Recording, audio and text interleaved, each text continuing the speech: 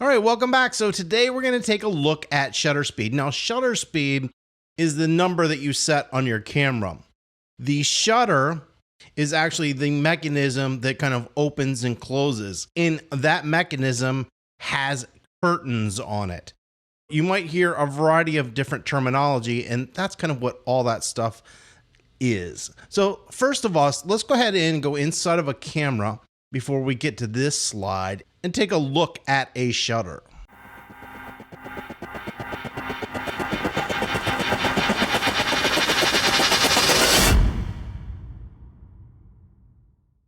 All right, so this is my first picture, and yes, this is actually the mirror in a DSLR. The way this works is right here we have this mirror, and this is actually at a 45-degree angle. I know it's hard to tell in this image, but it reflects the light up into a prism, and that's how you see your image through your viewfinder. Now, I left this really dirty so you could see what it looks like. And in some of my other videos, I've told you to leave your lens on your camera because otherwise it will get really dirty.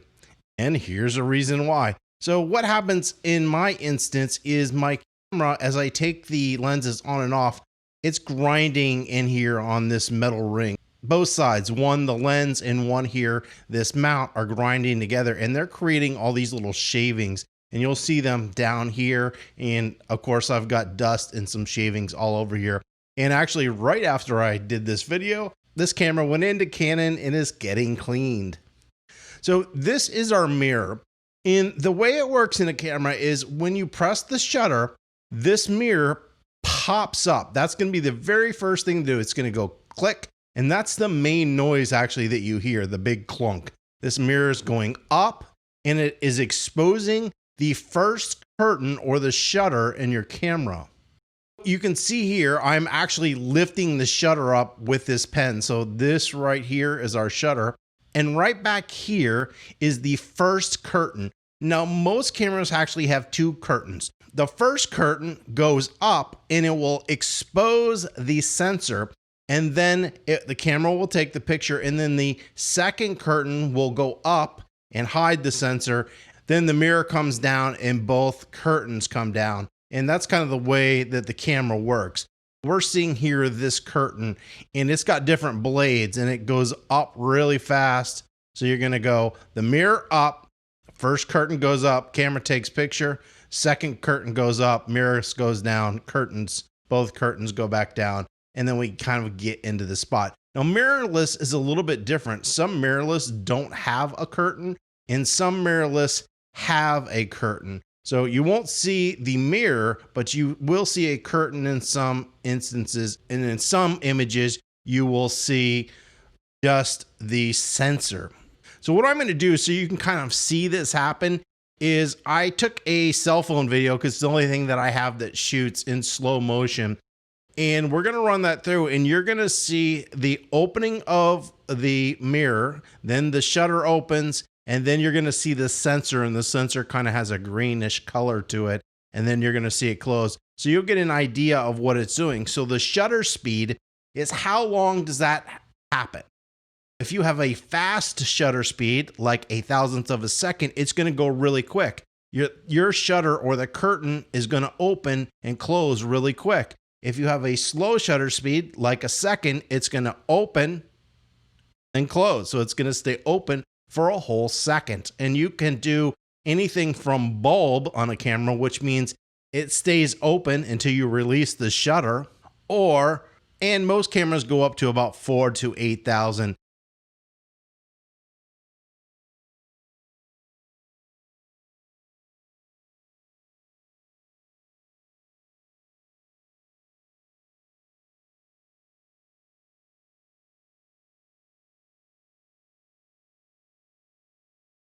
Right here, we have shutter speed, and notice that we have two things. On a camera, the shutter speed, the aperture, and the ISO all do two things. And one thing is common with all three of them. They all control the amount of light that enters the camera. And this makes a lot of sense. This is easy to understand. If your shutter opens real slow, it's going to let more light in. And if it opens and closes real fast, it's going to let less light in. So it's controlling the amount of light. And that's one way that you're going to get the correct exposure. So you're controlling that. Its second and more important is controls motion, blur, or stop motion. What I mean here is if your shutter opens really slow and stays open a long time, moving objects are going to have the potential to blur if they're moving. And if you want to shoot sports or something that's moving really fast, you want to stop and freeze that action. And the way you do that in a camera is with your shutter speed.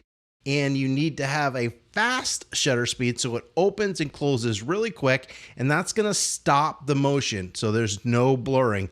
And usually you want to be at 500th of a second or higher. Now 500 is the minimum. I always suggest if you can get to 1,000, that's better. And depending on the speed of the object, you might need to go higher up to 2,000, 4,000, and so on. We can see we can control what is happening with our image by controlling the shutter speed. If we want something to blur a little bit to give a sense of motion, we can shoot at a slow shutter speed. And if we want to stop action, we can shoot at a high shutter speed. The next thing that we have down here is whole stops in red, written as 30. So it's really 1/30th of a second, but I'm just going to write it as 30. And then the black are third stops. So when you're learning photography, we learn in what's called whole stops, which are 30, 60, 125, 250. The concept of this is each time that you go up or down, you're either doubling the amount of light that gets into the camera or doesn't get into the camera. Each one of these is doubling the amount of light that either gets in or doesn't get in. Digital cameras are much more sensitive than the original film cameras. So instead of going in half stops, they actually go in third stops. But it's not realistic for people to remember all these numbers. And it doesn't help in learning the process of photography by learning all those numbers. What we do is we're going to isolate it just to stop numbers, not the third stop numbers. So when you're working on your camera, you're going to see all these numbers. But when we're working in these videos, we're just going to be working on whole stops. And this is going to simplify the process so it's much easier for us to learn. You can see over here, I've written more light and less light. So the slower the shutter speed is, you're going to have more light. Faster the shutter speed, less light. And I just started at 30 and went to 3200. These are kind of the shutter speeds that you're going to be using most often, but it goes this way all the way out to about 30 seconds usually. And then you can go up to as high as usually 4,000 or 8,000 in a camera. So now you can see right down here, I've simplified this, and this is going to be a whole lot easier for us. We've got 15, 30, 60, 125, 250, 500, 1,000, 2,000, 4,000, 8,000. And just like before, the faster shutter speed lets in less light. The slower shutter speed lets in more light. So let's go up here to number 1. And there are kind of two ways to think of this. And we're going to do version number 1, and then I'm going to switch and show you version number 2. What this says is a 60th of a second, notice I've put it in red, is the slowest shutter speed for handheld photography of a non-moving subject without blurring. What does this mean? It means if you have a subject, like a person or an object, that isn't moving, you can shoot about at a 60th of a second without that subject blurring.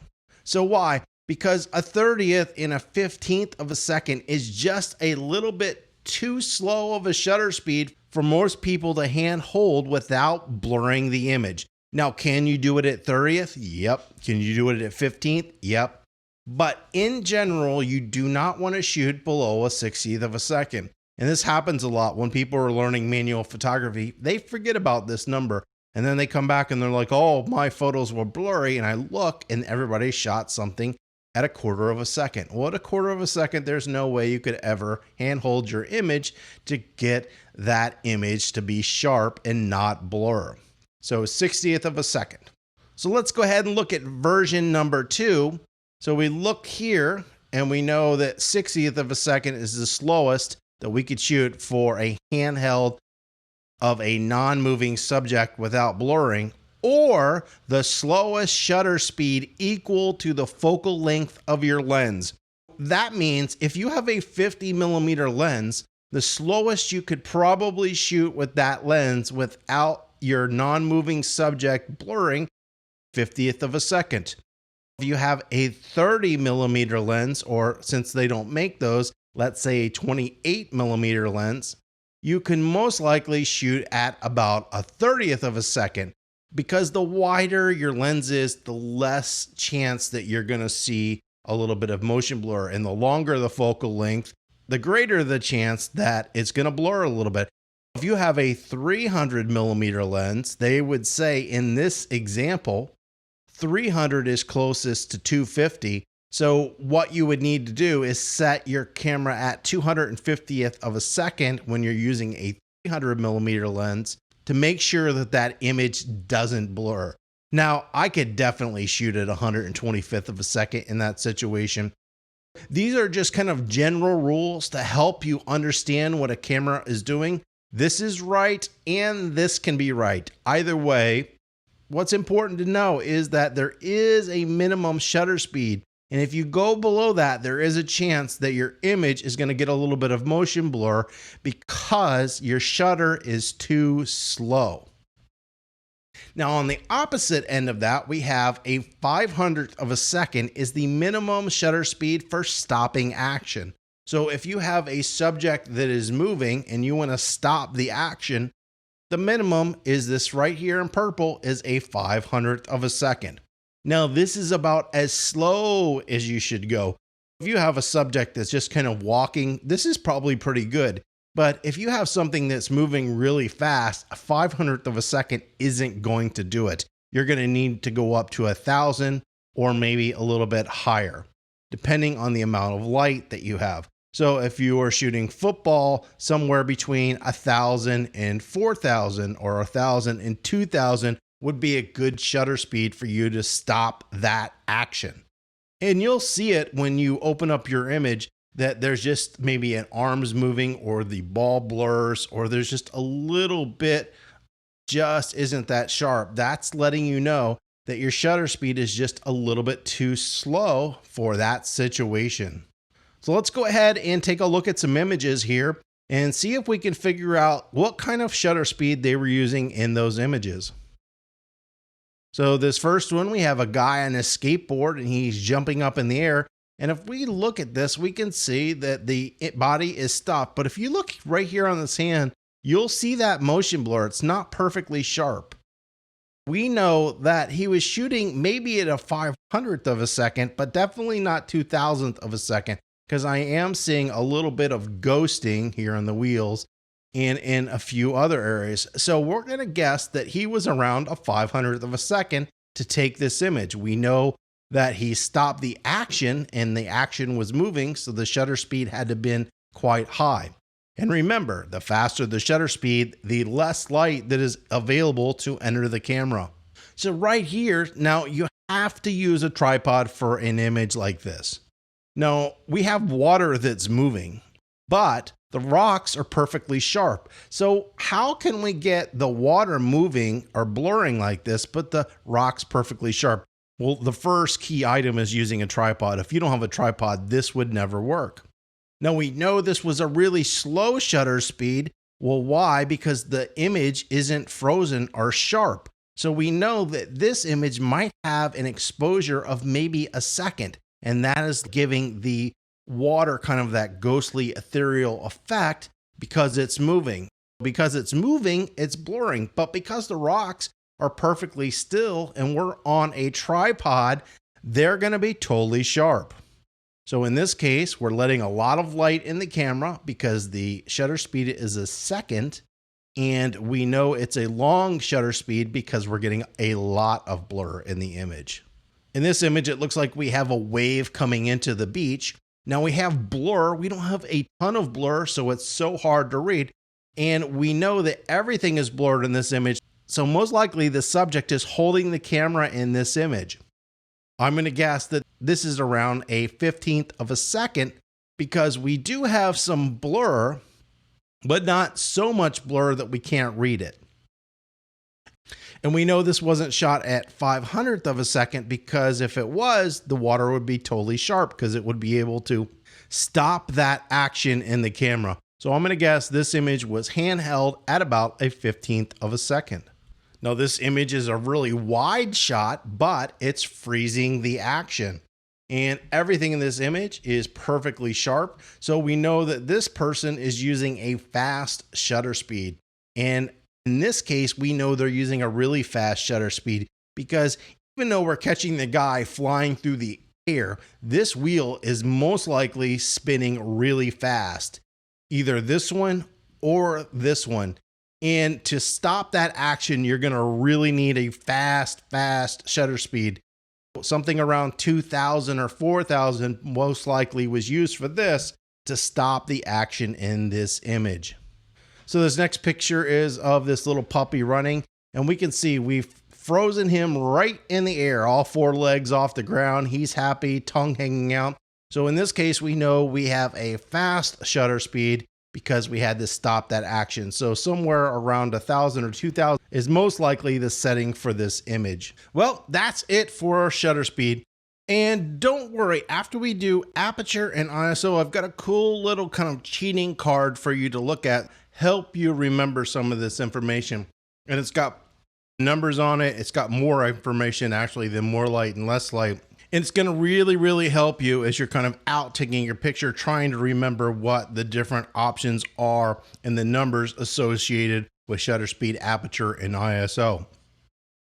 If you found this video helpful, don't forget to give it a thumbs up. If you have any comments or questions, you can leave those below. And as always, don't forget to subscribe.